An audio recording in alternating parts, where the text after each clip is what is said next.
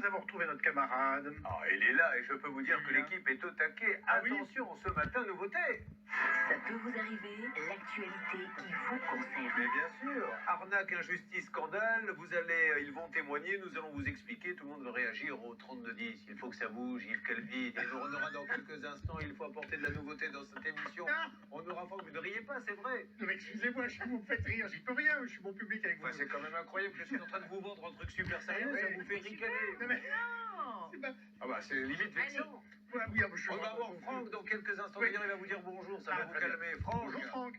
Bonjour à tous. Alors, Qu'est-ce qui vous arrive? Franck, le pauvre, il a loué son appartement sur le Bon Coin, le locataire Oui. a changé les serrures et s'est installé. Ah. Donc on va en débattre et demander des témoignages. Vous avez déjà eu ça, vous, Yves Calvi? Non du tout, non.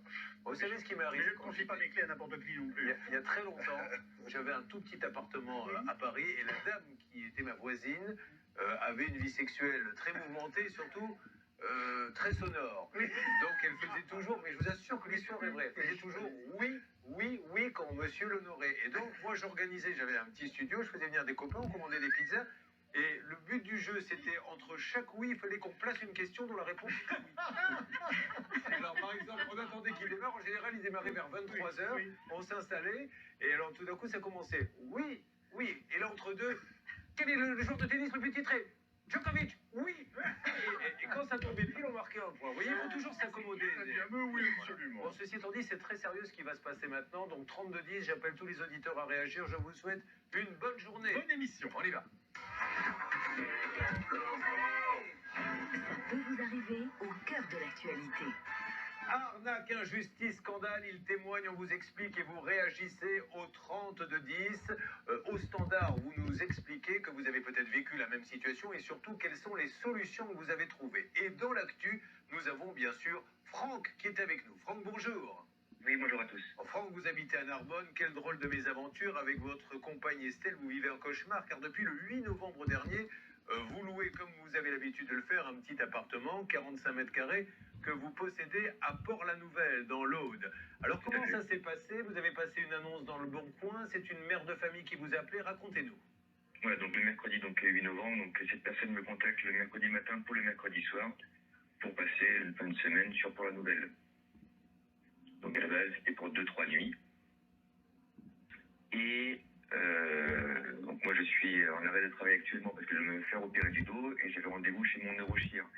Donc on a vite échangé par téléphone. Cette personne de bonne foi me règle via l'application Paylib les 3 nuits. À l'arrivée de Clermont-Ferrand, Port-la-Nouvelle, il y a quelques kilomètres quand même, je lui donne le code de la boîte à clés pour les entrées tardives. Donc elle a les clés de l'appartement. Je n'ai pas rencontré cette personne et depuis samedi, elle me dit « Je suis désolé que ça tombe sur vous, mais je reste chez vous tant que j'ai pas de logement social. » On est bien d'accord qu'elle lui a envoyé carrément un texto pour lui dire ça, c'est-à-dire qu'elle l'a prévenu, monsieur, j'ai pas de logement. Alors, c'est ça Charlotte, d'autres détails? Exactement. En fait, cette dame a expliqué qu'elle avait 4 enfants et que si elle quittait le logement de Franck, elle allait se retrouver à la rue. Donc, en quelque sorte, elle a décidé de rester dans les lieux, de prendre l'appartement en otage pour obtenir un logement social. Et pour l'instant, malheureusement, elle n'a pas de logement social. Alors, il faut maintenant qu'on essaie de comprendre comment ça se passe dans ces cas-là. Nous sommes dans l'actu ce matin, dans Ça peut vous arriver, d'ores et déjà 32-10. Vous avez vécu la même situation. Peut-être avez-vous trouvé un système D pour arriver à récupérer votre appartement. N'oublions pas que des gens paient leur crédit avec les loyers. Mais là, tout de suite, Maître Novakovic, nous allons essayer d'en savoir un petit peu plus avec vous. Ça peut vous arriver au cœur de l'actualité. Déjà, comment se fait-il, et c'est là qu'il y a un vrai problème, c'est que, je m'adresse une seconde à Franck. Franck, Oui. elle n'a pas fait que rester, elle a Non. changé la Alors. facture d'électricité, racontez-nous. Oui.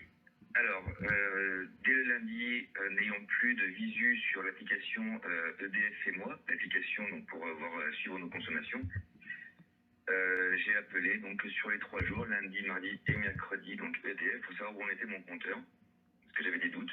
Et mercredi, j'apprends que mon compteur EDF a été changé à son nom. Vous vous Donc rendez le compte? PDL, qu'on appelle donc le point de livraison, est à son nom. Donc maintenant, elle a une adresse à Port-la-Nouvelle dans mon logement. Donc, ce qui veut dire, Maître Novakovic, alors ça, nos amis d'RTL, M6 le savent certainement, mais que maintenant, avec ces factures, c'est comme si elle était chez elle et qu'il va devoir se taper une procédure qui va durer X mois avant de pouvoir récupérer son appartement. Et puis, il y a cette fameuse période où on ne peut pas faire sortir les gens. Oui, parce qu'elle n'est pas considérée comme un squatteur.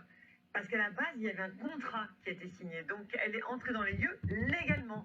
C'est toute la différence. Donc, la loi de juillet 2023 ne s'applique pas, qui effectivement fait en sorte de mettre dehors les squatteurs très rapidement.